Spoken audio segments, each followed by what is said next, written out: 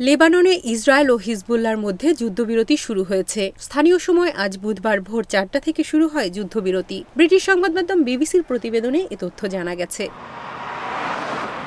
এর আগে লেবাননের সশস্ত্র গোষ্ঠী হিজবুল্লাহর সঙ্গে যুদ্ধবিরতির ঘোষণা দেন ইসরায়েলি প্রধানমন্ত্রী বেনিয়ামিন নেতানিয়াহু। গতকাল মঙ্গলবার মন্ত্রিসভার বৈঠকের পর তিনি এ ঘোষণা দেন।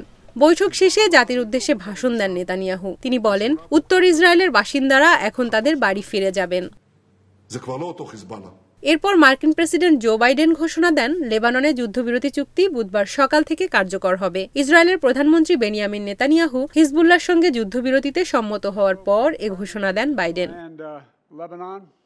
লেবাননে যুদ্ধবিরতি চুক্তির শর্তগুলোর বিষয়ে এখনও বিস্তারিত কিছু জানা যায়নি। তবে অন্যতম শর্তের মধ্যে একটি হচ্ছে, ইসরায়েল ও হিজবুল্লাহ উভয়ই ৬০ দিনের মধ্যে দক্ষিণ লেবানন থেকে তাদের বাহিনী প্রত্যাহার করবে। হিজবুল্লাহ সীমান্তের প্রায় ১৯ মাইল উত্তরে থাকবে, দক্ষিণে তাদের কোনো অবস্থান থাকবে না। গত বছরের ৭ অক্টোবর থেকে গাজায় ইসরায়েল ও হামাসের যুদ্ধ শুরু হওয়ার পর ফিলিস্তিনিদের সমর্থনে ইসরায়েলি বাহিনীর ওপর হামলা শুরু করে লেবাননের সশস্ত্র গোষ্ঠী হিজবুল্লাহ। এরপর লেবাননে পাল্টা হামলা শুরু করে ইসরায়েল। গত সেপ্টেম্বর থেকে লেবাননে হামলা জোরদার করেছে ইসরায়েলি বাহিনী। এমনকি দেশটির ভেতরে স্থল অভিযানও চালানো হয়। গত এক বছরের ইসরায়েলি হামলায় লেবাননে ৩,০০০-এর বেশি মানুষ নিহত হয়েছে। পাকিস্তানের সাবেক প্রধানমন্ত্রী ইমরান খানের ডাকা চূড়ান্ত বিক্ষোভ কর্মসূচি প্রত্যাহার করে নিয়েছে তার দল পাকিস্তান তেহরিকে ইনসাফ পিটিআই। আজ বুধবার পিটিআই তাদের বিক্ষোভ কর্মসূচি প্রত্যাহারের ঘোষণা দিয়ে বলেছে, শিগগিরই নতুন কর্মসূচি দেওয়া হবে। পাকিস্তানের সংবাদ মাধ্যম জিও নিউজ জানিয়েছে, ইমরান খানের মুক্তি ও সরকারের পদত্যাগের দাবিতে মাসের শুরুতে কারাগার থেকে সমাবেশের ডাক দেন ইমরান খান। একে তিনি চূড়ান্ত ডাক বলে অভিহিত করেছেন। এই ডাকে সাড়া দিয়ে সোমবার থেকে রাজধানী ইসলামাবাদ অভিমুখে যাত্রা শুরু করে ইমরান সমর্থকেরা। সমর্থকদের দাবি, ইমরান খান সহ পিটিআই দলের যে নেতারা বন্দী আছেন তাদের অবিলম্বে মুক্তি দিতে হবে।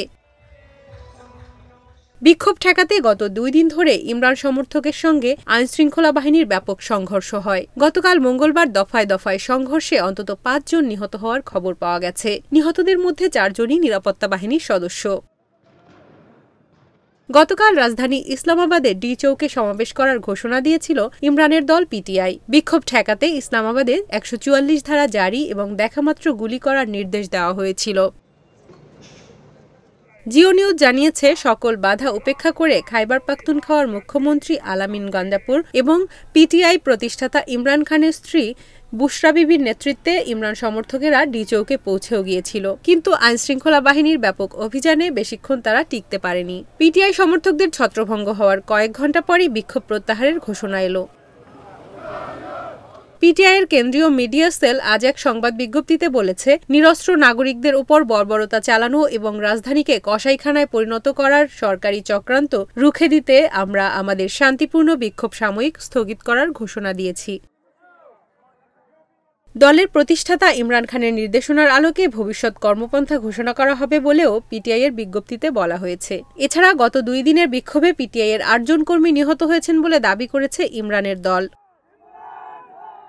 ২০২২ সালে অনাস্থা ভোটে হেরে ক্ষমতাচ্যুত হওয়ার পর থেকে ইমরান খান একাধিক মামলায় অভিযুক্ত হন। তার বিরুদ্ধে সন্ত্রাসবাদ সহ বেশ কিছু গুরুতর অভিযোগ আনা হয়েছে। তবে ইমরান খানের দল এসব অভিযোগকে রাজনৈতিক উদ্দেশ্য প্রণোদিত বলে দাবি করে আসছে।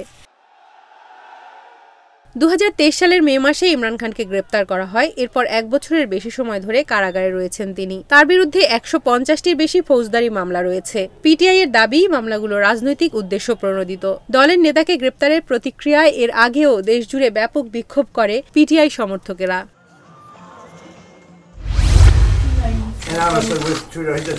নবনির্বাচিত মার্কিন প্রেসিডেন্ট ডোনাল্ড ট্রাম্প ২০২৫ সালের জানুয়ারিতে ক্ষমতা গ্রহণের আগেই বিদেশি শিক্ষার্থী ও কর্মীদেরকে নিজ নিজ ক্যাম্পাসে ফিরে যাওয়ার পরামর্শ দিয়েছে দেশটির বিশ্ববিদ্যালয়গুলো।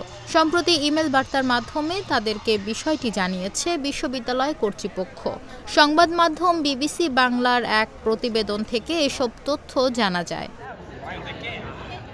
প্রেসিডেন্ট নির্বাচনে ট্রাম্প জয়লাভের পর থেকে আমেরিকার অভিবাসীদের মধ্যে এমনিতেই দিন দিন উদ্বেগ বাড়ছে।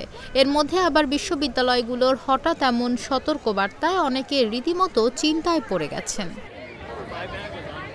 রিপাবলিকান নেতা ট্রাম্প এবার ক্ষমতায় বসে আমেরিকায় অবস্থানরত অবৈধ অভিবাসীদের বিরুদ্ধে ইতিহাসের সবচেয়ে বড় অভিযান চালানোর প্রতিশ্রুতি দিয়েছেন। এ কাজে সহযোগিতার জন্য প্রয়োজনে মার্কিন সামরিক বাহিনীকে ব্যবহার করা হবে। এই অভিযানের ফলে যারা বেকায়দায় পড়তে পারেন তাদের মধ্যে উল্লেখযোগ্য সংখ্যক বিদেশি শিক্ষার্থী রয়েছেন বলে জানা যাচ্ছে।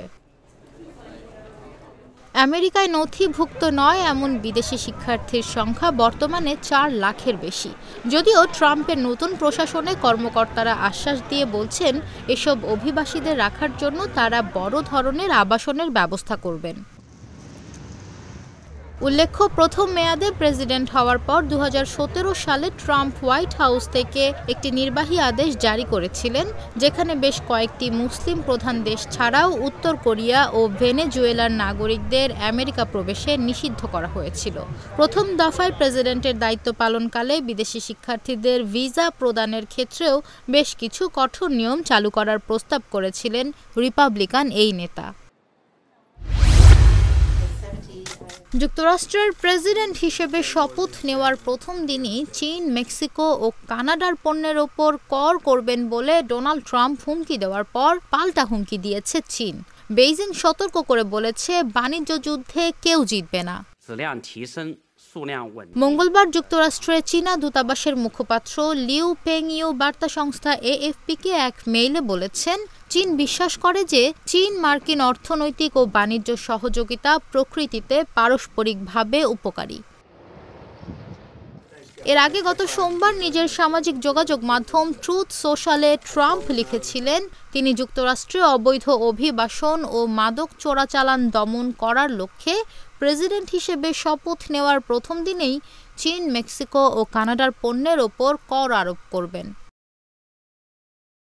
যুক্তরাষ্ট্রের নবনির্বাচিত এই প্রেসিডেন্ট আরও বলেন, 20 জানুয়ারি প্রথম নির্বাহী আদেশে তিনি মেক্সিকো এবং কানাডা থেকে যুক্তরাষ্ট্রে আসা সমস্ত পণ্যের ওপর 25% শুল্ক আরোপ করার জন্য প্রয়োজনীয় সমস্ত নথিতে স্বাক্ষর করবেন।